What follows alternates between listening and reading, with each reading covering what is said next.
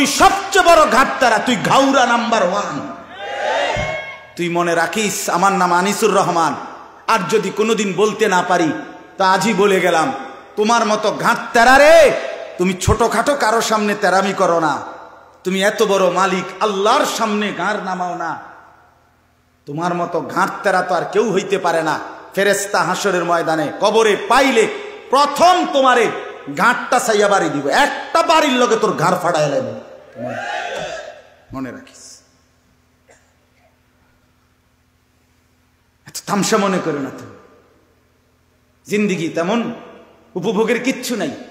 এই ফাঙ্গাস তেলাফিয়া ছাড়া আর কিচ্ছু নাই জীবনে। তো আহামরি কিচ্ছু না, ফুলকপি আর ফাতা কপি, বাজারে তরকারি নাই। এই তরকারি ফার্মের মুরকার কক মুরকা, দৈন্যাতার কাঁচামরিচ, ক্ষীরার টমাটো, আর কিতা দুন্দুল, করলা, লাউ, মিষ্টি কুমড়া। মিষ্টি কুমড়াও নিয়মিত পাওয়া যায় না। এই তো দুনিয়া, এই সামান্য দুনিয়া। জন্তু জানোয়ার হাইওয়ান এর চাইতে বেশি দুনিয়া ভোগ করে। আমাদের বাংলাদেশের একজন প্রখ্যাত আলেম আছে, ডক্টর আল্লামা আফম খালিদ হুসাইন। ওনার বয়ানে আমি নিজে শুনছি, উনি গবেষক, অনেক বড় উচ্চ শিক্ষিত মানুষ, জেনারেল লাইনও আলেমের লাইনও। হুজুরের বয়ানে আমি শুনছি, হুজুর বলছে একটি হাতি একদিনে 250 কেজি খাবার খায়, 90 লিটার পানি খায়। 250 কেজি খাবার আপনি খাইতে পারবেন? আমি একবার ওই কক্সবাজারের আগে চিটাগাংয়ের পরে একটা সাফারি পার্ক আছে, দুলা হাজারা সাফারি পার্ক। আমি অনেক আগে গেছিলাম। এটা আমার এক পরিচিত লোকে আবার এটাতে নিছিল, বিশাল বড় ওইটা। ওইটার মধ্যে বাঘের খাঁচায় আমি সামনে গেছি, যখন দেখতাম বাঘ, এই টাইমে বাঘেরে গোশত দিছে খাইতে। আমিও গেছি, দাঁড়াইছি, গরুর গোশত বস্তার থেকে ডাইলা। তো আমি জিগাইলাম, ভাই কদ্দুর দিলেন এই বাঘটারে? কয় হুজুর, জঙ্গলে বাঘ যে পরিমাণ খায় ওই চাহিদা মতো দেওয়া যায় না, এটা তো চিড়িয়াখানা, এটা তো একটা সীমাবদ্ধতা আছে। আমি আচ্ছা হোক না, কদ্দুর দিচ্ছেন হেডেই হুনি? কয় এমনি প্রতি বেলা 20-22 কেজি গোশত দিতে হয়, গরুর গোশত। 20 থেকে 22 কেজি গরুর গোশত এই বাঘটারে প্রতি বেলা দেয়। 22 কেজি গোশত এক বইটা খাইতেন পারবেন? এই বাঘের বাচ্চা খারান চাই আমি নিজে খাওয়াম, বেড হইল মূল্য টেহা গেলে যাক না, আপনার লগে লইয়ে যাবো এক। কথা বলেন না কেন? কি দুনিয়া ভোগ করছেন বলেন না? আমরা কি দুনিয়া ভোগ করি তাইলে? আচ্ছা এই বাঘেরে বলেন না, দোস্ত আজ এত রবিবার রুটিনে ফাঙ্গাস, ও দাঁত ফালাই দেবো তোরে বেড়া, তুই জীবনে দেখছুত্তি আমারে বেড়া, আমার বংশের কেউরে দেখছুত্তি ফাঙ্গাস খাইতে, প্রতিবেলা গোস্ত খাই বেড়া, তুই পাগল ছাগল বাচ্চা তোমারে বেড়া। কি বলেন? জঙ্গলের বাঘ অন্য আইটেমের কোনো তরকারি লয় না, না না না, তো উন্নত রুচি সম্পূর্ণ বেটা, সে তো গোস্ত ছাড়া কিছু খায় না। দুনিয়া এই পরিমাণ জন্তু জানোয়ার ভোগ করে, তাইলে দুনিয়া আহামরি আমরা ভোগ করছি না। আমাদের মূল উপভোগ আখিরাত। কোথায়? আমার শায়েখ আল্লামা মুফতি মুশতাকুন নবী কাসিমি তিনি দিবানিশি বলে, যুবক আজকে তুমি নর্তকী দেখে নাও, আজকে তুমি ভিন নারী দেখে নাও, আমিও অপেক্ষা করছি, আমি জান্নাতে 70,000 হুর একসাথে দেখব। হুজুর বলে, যুবক আজকে তুমি ভিন নারীর গান শুনে নাও, নাজায়েজ হারাম গান বাদ্য শুনো, আমিও অপেক্ষা করছি, জান্নাতের 70,000 হুরেরা একসাথে গান গাইবে, আমি শুনব। জান্নাত নড়ে উঠবে, জান্নাতের গাছ গিলমান সব। আমি নিজে আরবি কিতাবে পড়ছি, ওয়াকাত তাতাহাররাকু কানাদিলাল জান্নাহ, জান্নাতের গান শুরু হবে তো পুরা জান্নাত নড়ে উঠবে, গাছপালা তরুলতা সব জান্নাতের নড়বে চড়বে। এমনকি এই কানাদিল মানে লাঠি, লণ্ঠন, এইটা দেখে দেখেন একটু লড়ে, দেখছেন না? এ নবীজি বলছে ওয়াকাত তাতাহাররাকু কানাদিলাল জান্নাহ, জান্নাতের গানে মৌজে জান্নাতের লণ্ঠন বাতিগুলো এরকম নড়বে দুলবে, মানে বাতির মধ্যে তালাইয়া করবে। করছে কি রে? হ্যাঁ, আমরা অপেক্ষা করছি, চলেন সবাই অপেক্ষা করি। ঠিক আছে না ইনশাআল্লাহ? আল্লাহ আমাদেরকে তৌফিক দান করেন, হায়াতের কদর করেন।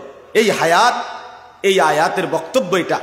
আজকে যারা গুনাহ, পাপ, নাফরমানিতে জীবনটা শেষ করে দিচ্ছেন, খোদার কসম আল্লাহ এই আয়াতে এই কথাটাই বলছে যে বান্দা, প্রতিটা পাপী, নাফরমানি, অবাধ্য যে জীবনটা নষ্ট করে দিল, এই লোকটা মৃত্যুর সময় মালাকুল মউত আজরাইল যখন আসবে, আল্লাহ বলছে পরিষ্কার, হাত্তা ইদা জা আহাদা, এই শুনেন এই শেষ কথা, হাত্তা ইদা জা আহাদাহুমুল মাউত। ওই মেহমানরা আসেন না, ভিতরে আসেন, সময় হয়ে গেছে, আসেন আসেন না, আরে ভাই হাত দেরি নাই, আসেন।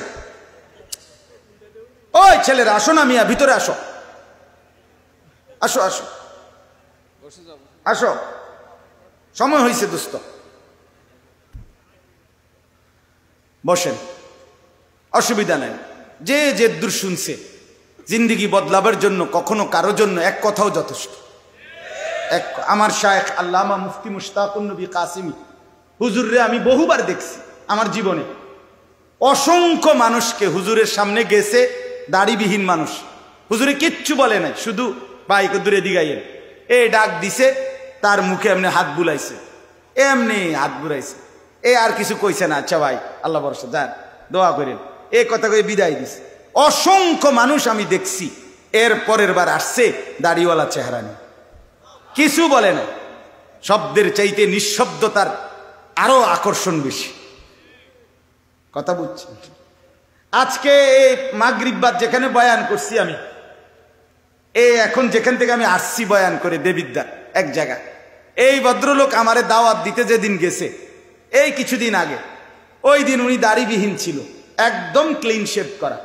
এখন আমি গিয়া দেখি উনি সর্বোচ্চ 1 মাস হয়েছে না, এই পরিমাণ দাড়ি। তা আমি প্রথম চিনি নাই যে কোনজন আমি যাই দাওয়াত দিছি, কয় যে হুজুর এই যে আমি দাওয়াত দিছি, যে আমি আপনি কহ হুজুর দাড়ি রাখছি, আপনার থেকে আসি, ওইখান থেকে আই সেই শরম লাগছে যে হুজুরে এত মহব্বত করে দাওয়াত দিছি, আপনি আমার বাড়ির যাবেন, আসবেন, আপনি যদি আমার আবার এরম দেখেন কেমন হবে। আলহামদুলিল্লাহ, মালিকের কারম। এজন্য বাপ আমরা প্রত্যেকেই বদলাই। আল্লাহ তাআলা বলেন হাত্তা ইদা জা আহাদাহুমুল মাউত, প্রত্যেকটা পাপী নাফরমানের মৃত্যুর সময় যখন আসবে, মালাকুল মউত আসবে, ক্বালা রব্বিরজিউন, এই কথাটাই শুধু বলতে চাচ্ছে।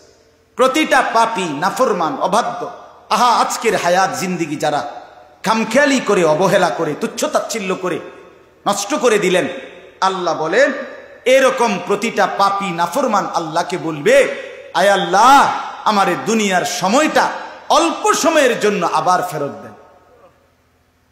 ক্বালা রব্বিরজিউন, বলবে আল্লাহ দেন না, একটু সময়ের জন্য আবার দেন। আল্লাহ জিজ্ঞেস করবে কি করবা বান্দা? তো বান্দা বলবে লাআল্লি আ'মালু সালিহান ফীমা তারাকতু, যে আমলগুলো ছুটে গেছে, যেই নেক আমলগুলো, নামাজ রোজা বন্দিগিগুলো করি নাই, এবার সুযোগ পেলে আমি তা পূর্ণ করব। আল্লাহ তাআলা বলবেন কাল্লা, এই যে শব্দ, কখনোই না, না বান্দা কখনোই না। মালাকুল মউত আজরাইলকে সামনে এনে আমি কোনোদিন আমার জগতের কাউকে সুযোগ দেই নাই। আমি যদি আজরাইলকে দেখে, তাফসীরের মধ্যে আছে পাপী ব্যক্তির সামনে আজরাইল অত্যন্ত বিভৎস কুৎসিত আকৃতিতে আসে, আর এই জন্য আজরাইলকে তখন ওই দৃশ্যে দেখে প্রতিটা মানুষ বুঝে তার পরবর্তী পরিণতি কি হবে। এই জন্য সে তখন দুনিয়ার হায়াত চায় যে আল্লাহ একটু সুযোগ দেন, ওরে ফিরায় দেন। তো এই জন্য আল্লাহ বলে না বান্দা, হবে না। আজরাইলকে দেখাইবার পরে যদি আমি ফেরাউন নমরুদেরও সুযোগ দিতাম, তো নমরুদ ফেরাউনও জোনায়েদ বাগদাদি হয়ে যেত। হ্যাঁ, ভালো হয়ে যেত, ভালো হয়ে যাইত। আমি দেই নাই, আমি সুযোগ দেই নাই। ইন্নাহা কালিমাতুন হুয়া কাইলুহা, আল্লাহ বলে নাফরমান পাপী, তুই বিপদ দেখলে, এই যে এখন আজরাইলের এই বিভৎস চেহারা দেখে বিপদ বুঝছ, এই জন্য আমাকে ডাকছ। আমি জানি এটা তোমার কথার কথা, কারণ ইতিপূর্বের হায়াতে বহুবার বহু মুসিবতে তুমি আমারে ডাকছিলা, মুসিবত পার হইয়া যাওয়ার পরে আমারে ভুলে গেছো।